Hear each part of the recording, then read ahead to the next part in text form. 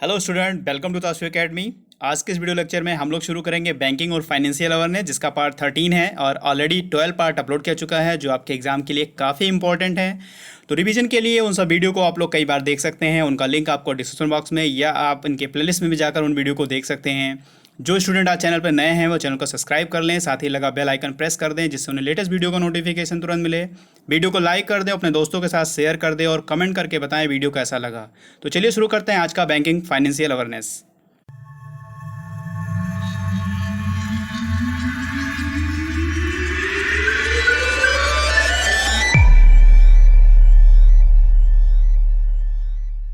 Student, first of all इस video को आप लोग लाइक कर दीजिए और अपने उन दोस्तों के साथ शेयर कर दीजिए जो इस एग्ज़ाम की प्रिपरेशन करते हों। यहाँ पे आपको क्वेश्चन हिंदी और इंग्लिश दोनों में प्रोवाइड किया जा रहा है, बट यहाँ पे आपको अब ऑप्शन नहीं दिया जाएगा, क्योंकि अब आप क्विक रिवीजन के लिए प्रिपेयर हो जाएं और हर क्वेश्चन को रिवीजन करें। यानी क्वेश्चन जो होगा आपका हिंदी और इंग्लिश दोनों में दिया जाएगा और सीधा इसका आंसर दिया जाएगा, और इसके साथ साथ आपको एक्सप्लेनेशन भी दिया जाएगा, जो भी क्वेश्चन का एक्सप्लेनेशन होगा उन्हीं का। और यहाँ पे जो टोटल एक्सप्लेनेशन होगा वो हिंदी लैंग्वेज में होगा, जिससे आपको चाहे वो हिंदी मीडियम वाले हों या इंग्लिश मीडियम वाले हों, तो किसी को कोई प्रॉब्लम नहीं होगी। तो चलिए शुरू करते हैं आज का प्रश्न। Which is the third company in India to achieve $100 billion level in term of market capitalization. यानी बाजार का जो पूंजीकरण है, बाजार पूंजीकरण में वो भारत की कौन सी कंपनी है जो तीसरे नंबर पर चुनी गई है और जो मतलब उसका जो टर्नओवर है, व्यापार है, वो $100 बिलियन तक पहुंच गया है। तो वो थर्ड कंपनी है HDFC। यहाँ पे पहले नंबर पे जो है वो है रिलायंस और दूसरे नंबर पर जो है वो है TCS। ठीक है, तो ये भी आप रखें कि जो 100 बिलियन का जो मतलब बाजार पूंजीकरण के उसमें इनका कैपिटलाइजेशन है वो है रिलायंस का पहले नंबर पे, और दूसरे नंबर पे है TCS का, और थर्ड नंबर पे अभी बिल्कुल हाल ही में चुना गया है वो है HDFC बैंक। HDFC bank. यहाँ पर आप दो चीज़ ये बताएं कि HDFC बैंक का हेडक्वार्टर कहाँ है और इसके चेयरपर्सन कौन है। इन दोनों का कमेंट में आंसर आप लोग ज़रूर करिए। In which state a notification has been issued regarding the establishment of special economic zone, जिसको SEZ बोलते हैं। स्पेशल इकोनॉमिक जोन, इसका फुल फॉर्म भी आपसे कभी कभी पूछ लिया जाता है कि SEZ में ई का पूरा नाम क्या है, तो यहाँ पे देख लें इकोनॉमिक होगा। कहने का मतलब अभी किस राज्य में हाल ही में जो स्पेशल इकोनॉमिक जोन है उसके क्षेत्र की स्थापना के लिए एक नोटिफिकेशन जारी किया गया है, वो राज्य कौन सा है, तो वो राज्य है त्रिपुरा। यानी त्रिपुरा में भी अब स्पेशल इकोनॉमिक जोन की स्थापना की जाएगी। और ये नोटिफिकेशन कब जारी किया गया था, तो ये दिसंबर 2019 में जारी किया गया था और स्थापना अब यहाँ पे कर दी गई है। यहाँ पे आप दो चीज़ें बताएं कि जो त्रिपुरा के गवर्नर हैं उनका क्या नाम है और जो CM उनका क्या नाम है। CM और गवर्नर, और इसका मतलब राजधानी इसकी क्या है त्रिपुरा की, ये भी बताएं। तो तीन चीज़ें कमेंट में करके ज़रूर बताएं। Which app has been launched by the governor of RBI to help the visually impaired? RBI के गवर्नर के द्वारा जो दृष्टिबाधित लोग हैं उनकी हेल्प के लिए कौन सा ऐप लॉन्च किया गया है, वो ऐप है मनी ऐप। ठीक है, मनी ऐप का पूरा नाम काफ़ी इंपॉर्टेंट है और ये क्वेश्चन आपके एग्जाम में 100% पॉसिबिलिटी है कि पूछा जाएगा। तो मोबाइल एडेड नोट आइडेंटिफायर, इस तरीके से याद करें जैसे इसमें पूछ लेगा। यहाँ पे ए का मीन क्या है, तो यहाँ पे एडेड है। आई का मतलब क्या है, आइडेंटिफायर है, और एम का मतलब क्या है, मोबाइल है। तो पूरा नाम याद रखें, जिससे आपको किसी भी तरीके से जो भी क्वेश्चन पूछा जा रहा है उसका आंसर आप अच्छे से कर पाएँ।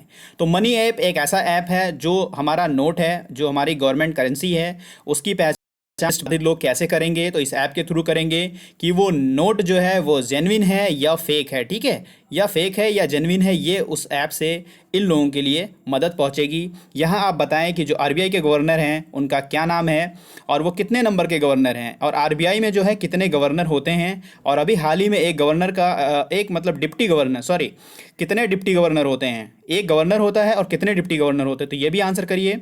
और जो अभी हाल ही में एक डिप्टी गवर्नर बनाए गए हैं वो किसके स्थान पर बनाए गए हैं और वो उनका नाम भी क्या है, ये भी आप कमेंट में करके ज़रूर बताएं।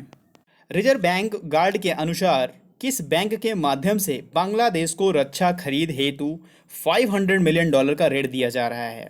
यानी अभी रिजर्व बैंक ने अपनी जो एक गार्ड नोटिस होती है उसके अकॉर्डिंग मतलब ये बताया है कि किस बैंक के माध्यम से जो बांग्लादेश हमारा जो रक्षा खरीद है, मतलब जो डिफेंस परचेज है, उसके लिए जो मतलब लोन दिया जाएगा वो $500 मिलियन का है। तो ये भी जो हमारा डेटा है $500 मिलियन, इस तरह से भी क्वेश्चन आपसे पूछा जाएगा कि ये आप बताएं कि जो अभी रिजर्व बैंक के गार्ड सूचना के अनुसार एक्जिम बैंक के द्वारा बांग्लादेश को रक्षा खरीद हेतु कितने मिलियन डॉलर का ऋण दिया जाएगा? वहाँ आपका आंसर होगा 500 मिलियन डॉलर का ऋण बांग्लादेश को रक्षा खरीद के लिए दिया जाएगा। और उसके अनुसार जो है वो बैंक कौन सा होगा? एक्जिम बैंक के थ्रू ये सारी चीज़ें फुलफ़िल की जाएंगी, एक्जिम बैंक के थ्रू की जाएंगी। बांग्लादेश के प्रधानमंत्री कौन है ये भी बताएं, और एक्जिम बैंक का हेडक्वार्टर और इसके चेयरपर्सन कौन है ये भी बताएं। और दोनों डेटा ज़रूर याद रखें, बैंक का नाम और कितने मिलियन डॉलर, और इस कंट्री का भी नाम याद रखें कि किनके साथ ये जो चीज़ें हमारा डिफेंस परचेज हो रहा है किनके माध्यम से किया जा रहा है। Which is India's first corporate brand ETF? ठीक है, यानी भारत का पहला ETF कौन सा है? भारत का पहला ETF कौन सा है? तो वो है Bharat bond exchange traded fund. ये भारत का पहला ETF ओपन किया गया है। तो ETF का पूरा भी नाम बताएं और ये कहाँ पे ओपन किया गया है ये भी आप बताएं। तो देखिए, मेरा क्वेश्चन आपसे पूछने का सिर्फ मतलब इतना ही है कि अब आप लोग तैयारी के कुछ करीब पहुंच चुके होंगे, तो इन चीज़ों को जानना आपके लिए बहुत ज़रूरी है। अगर आपको नहीं पता है तो आप इसके रिकॉर्डिंग चीज़ों को सर्च करें, क्योंकि आपके एग्ज़ाम में छोटे क्वेश्चन, बड़े क्वेश्चन, टफ क्वेश्चन, हर तरह के क्वेश्चन आपके एग्ज़ाम में देखने को मिलते हैं। तो आप भी थोड़ा सर्च करिए, उसका आंसर करिए, जिससे आपको भी लर्न हो जाए और रिवीजन के तौर पे काफ़ी चीज़ें आपको पता होंगी, तो आपको पेपर करने भी काफ़ी आसानी फील होगा। From which date the document identification number, जिसको DIN बोलते हैं, ठीक है, इनका पूरा नाम होगा document identification number of the central board of direct taxes and customs has been implemented. यानी किसके द्वारा, यानी केंद्रीय प्रत्यक्ष कर और सीमा शुल्क बोर्ड के द्वारा जो DIN है यानी डॉक्यूमेंट आइडेंटिफिकेशन नंबर, वो किस डेट से लागू किया गया है? तो वो 8 नवंबर 2019 से लागू किया गया है। ये आपके लिए इम्पोर्टेंट नहीं है, सिर्फ आपके लिए इम्पोर्टेंट इतना है कि जो DIN है, डॉक्यूमेंट आइडेंटिफिकेशन नंबर, ये किसके द्वारा लॉन्च किया गया है? तो ये लॉन्च किया गया है हमारे board of direct taxes and custom, इनके द्वारा लॉन्च किया गया है DIN नंबर। तो आपसे अगर क्वेश्चन में पूछता है कि DIN नंबर किस विभाग के द्वारा है, किस संस्था के द्वारा जारी किया गया है, तो वहाँ आपका आंसर होगा केंद्रीय प्रत्यक्ष एवं सीमा शुल्क बोर्ड, इसके द्वारा ये DIN नंबर लॉन्च किया गया है। यहाँ पे आपको डेट याद करने के लिए कोई आवश्यकता नहीं है।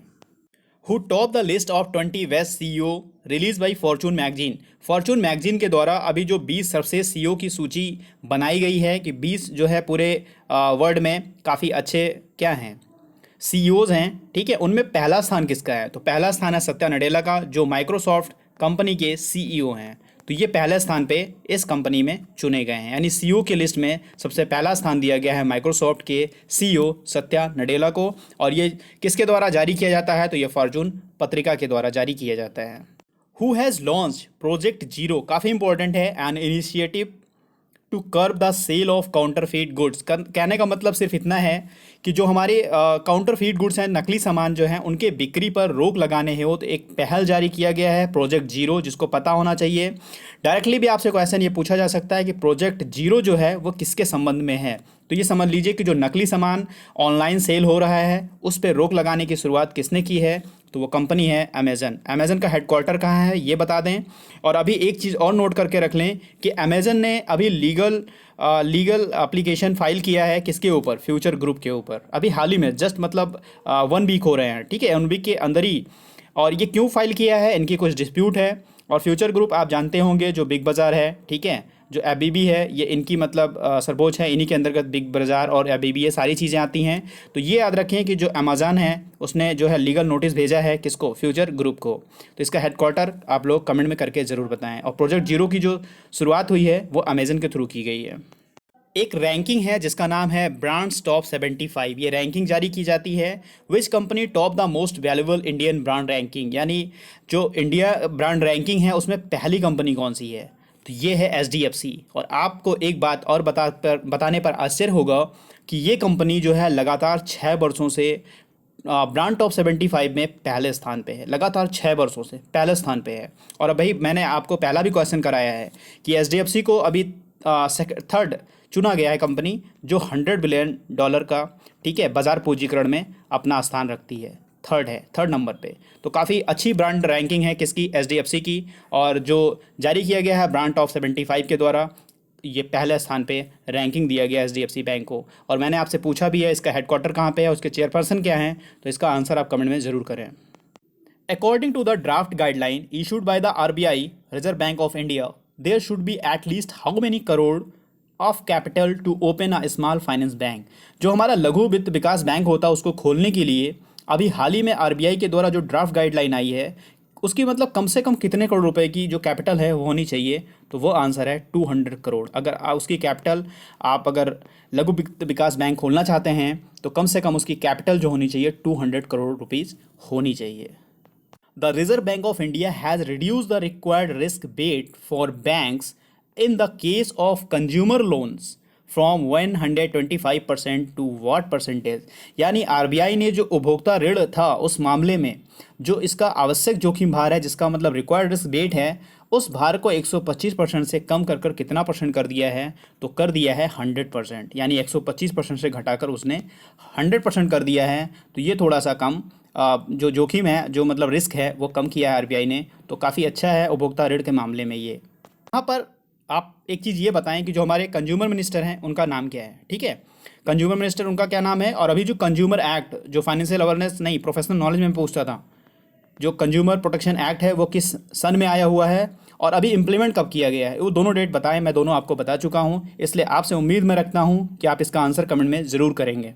यहाँ पर यह क्वेश्चन आपसे पूछा जा रहा है कि अभी जो 2021 में जो सेंसस होने वाला है, ठीक है, भारत में 2021 में जो जनगणना होने वाली है, उस जनगणना की जो स्पेशलिटी है वो क्या है, विशेषता क्या है। तो इस बार जो जनगणना होगी वो पूरी तरह डिजिटल होगी और पेपर रहित जनगणना होगी, यानी फुली डिजिटल होगा। फुली डिजिटल सेंसस किया जाएगा इस बार। यहाँ पर एक बात और जान लें कि जो जनगणना होती है वो प्रत्येक 10 वर्ष पर आयोजित की जाती है भारत में। ठीक है, और यहाँ पे ये हमें आप बस सर्च करके ये बताइएगा जो जो 2021 वाली जो जनगणना है ना, वो कितने नंबर की जनगणना है, कितने नंबर की जनगणना है, 14 है, 15 है, 16 है, 17 है। ये मैंने आपको ऑप्शन भी दे दिए हैं, तो सर्च करके इसका आंसर आप लोग जरूर करिए। और प्रत्येक 10 वर्ष पर जनगणना भारत में आयोजित की जाती है। और इस बार की जो जनगणना होगी वो पूरी तरह फुली डिजिटल होगी। इसमें पेपर और पेन का कोई इस्तेमाल नहीं किया जाएगा। टोटल इसमें जो डिवाइसेस हैं, जो एप्लीकेशंस हैं, उनका इस्तेमाल भारत सरकार के द्वारा किया जाएगा। The Reserve Bank of India has increased the loan sanction limit for small exporter from 25 crore to how much rupees। RBI ने जो छोटे निर्यातक हैं, ठीक है, जो स्मॉल एक्सपोर्टर हैं, जो एक्सपोर्ट करते हैं, उनके लिए जो ऋण देने की लिमिट है वो कितनी सैंक्शन कर दी है, 25 करोड़ से बढ़ाकर कितना कर दिया है, तो अब कर दिया है 40 करोड़ रुपीज़। यानी 25 करोड़ पहले जो स्मॉल निर्यातक हैं, छोटे निर्यातक हैं, वो 25 करोड़ तक लोन ले सकते थे, अब वो सीमा आरबीआई ने बढ़ाकर 40 करोड़ रुपए कर दिया है। तो ये काफ़ी स्मॉल जो भी निर्यातक हैं उनके लिए काफ़ी अच्छा है कि वो अच्छे से मतलब अपना अब लोन परचेज कर पाएंगे और काफ़ी अच्छा व्यापार इससे वो कर सकते हैं। तो ये आरबीआई ने थोड़ा अच्छा किया है। हुरन इंडिया रिच लिस्ट, ठीक है, ये एक मतलब लिस्ट जारी करती है रिच की, जो मतलब धनी हैं, जो लोग धनी हैं, जो काफ़ी धनी लोग हैं, उनकी एक ये लिस्ट जारी करती है। तो इस बार जो लिस्ट जारी की गई 2019 में, उसमें सूची में शीर्ष स्थान पर कौन है, कौन से भारतीय बिजनेसमैन हैं, कौन से इंडस्ट्रियलिस्ट हैं जो पहले नंबर पर चुने गए हैं, वो हैं मुकेश अंबानी। और ये लगातार 8 वर्ष से, ठीक है, भारत में पहले नंबर पर सबसे धनी पर्सन है मुकेश अंबानी। अभी एक रिपोर्ट जारी की गई थी, विश्व आर्थिक स्वतंत्रता रिपोर्ट 2019, ये कनाडा के थिंक टैंक फ्रेजर इंस्टीट्यूट के द्वारा जारी की गई थी। इनके अनुसार देश मतलब कौन सा ऐसा देश है जो पहले नंबर पर है, वो देश है हांगकांग। ठीक है, ये पहले नंबर पे, फर्स्ट पे है इनकी जो आर्थिक स्वतंत्रता रिपोर्ट है उसके अकॉर्डिंग। और ये कनाडा के थिंक टैंक फ्रेजर इंस्टीट्यूट के द्वारा जारी किया गया है। जो पहला स्थान किसका है, वो है हांगकांग। यहाँ पे भारत का जो स्थान है वो 79 है। ये भी याद रखें कि इंडिया को भी दिए गए रैंकिंग इसमें कनाडा के थिंक टैंक फ्रेजर इंस्टीट्यूट के द्वारा, तो इंडिया का जो रैंकिंग है वो है 79 स्थान पे और पहले स्थान पे है हांगकांग। ये भी याद रखें। यहाँ पे हम बात कर रहे हैं AIIB की। AIIB जिसको बोला जाता है Asian infrastructure and investment bank. बस आपसे रिक्वेस्ट है इसका हेडक्वार्टर ज़रूर सर्च कर लीजिएगा और इसके चेयरपर्सन यानी हेड कौन है ये भी सर्च कर लीजिएगा। तो ये 2 चीज़ें सर्च करके मुझे कमेंट में ज़रूर बताइएगा, ये इंपॉर्टेंट है, हमेशा आपसे ये पूछा जाता है। और एक चीज़ और बताइएगा, जो NDB है ना, न्यू डेवलपमेंट बैंक, तो ये भी क्या है, मतलब इससे क्या कोरिलेशन है या इसका रिलेशन नहीं है या कोई अलग बैंक है या क्या है। तो इन दोनों के बारे में भी थोड़ा सर्च करिएगा और मुझे ज़रूर बताइएगा, काफ़ी मुझे अच्छा लगेगा। यहाँ पे बात कर रहा है AIIB की। तो AIIB के द्वारा जो लोकल करेंसी के रूप में जो इस बार फाइनेंस किया जा रहा है, पहला लोन दिया जा रहा है, उसके अकॉर्डिंग पहला वो देश कौन सा होगा जिसको AIIB के द्वारा जो है लोकल करेंसी में फाइनेंस किया जा रहा है, तो वो है देश इंडिया। भारत को कहने का मतलब ये है कि जो ये बैंक है ना, इसका हेडक्वार्टर जब आप खोजोगे आपको पता चल जाएगा। तो इस बैंक के द्वारा लोकल करेंसी के रूप में किस बैंक को पहला ऋण दिया जा रहा है? वो है India, Bharat. What is the main subject of the state of the world population 2020 report? यानी जो state of the world population 2020 report है उसका मुख्य विषय क्या है, मेन सब्जेक्ट क्या है? तो उसका मुख्य विषय है मेरी इच्छा के विरुद्ध, अगेंस्ट माई बिल, मेरी इच्छा के विरुद्ध इसका मुख्य विषय रखा गया है state of the world population 2020। ये भी इंपॉर्टेंट है कि जो ये रिपोर्ट है वो किसके द्वारा जारी की जाती है, तो ये भी नोट कर लें। UNPF के द्वारा ये रिपोर्ट जारी की जाती है। UNPF का पूरा नाम क्या है? यूनाइटेड नेशन पॉपुलेशन फंड, जिसको संयुक्त राष्ट्र जनसंख्या कोष कहते हैं। इसका अगर हेडक्वार्टर आपको मिले तो काफ़ी इंपॉर्टेंट है, क्योंकि ये क्वेश्चन आपसे पूछा जा सकता है कि इसका हेडक्वार्टर कहाँ है, क्योंकि स्टैटिक आप में आता है और ये सारे जो है हमारे फाइनेंशियल या बैंकिंग से रिलेटेड हैं, तो इनका स्टैटिक भी आपके अकॉर्डिंग ज़रूरी है। वैसे मैं ये जो बता रहा हूँ, अब जो बता रहा हूँ वो इम्पोर्टेंट आपके लिए नहीं है, लेकिन जानना ज़रूरी, क्योंकि इसी से संबंधित है।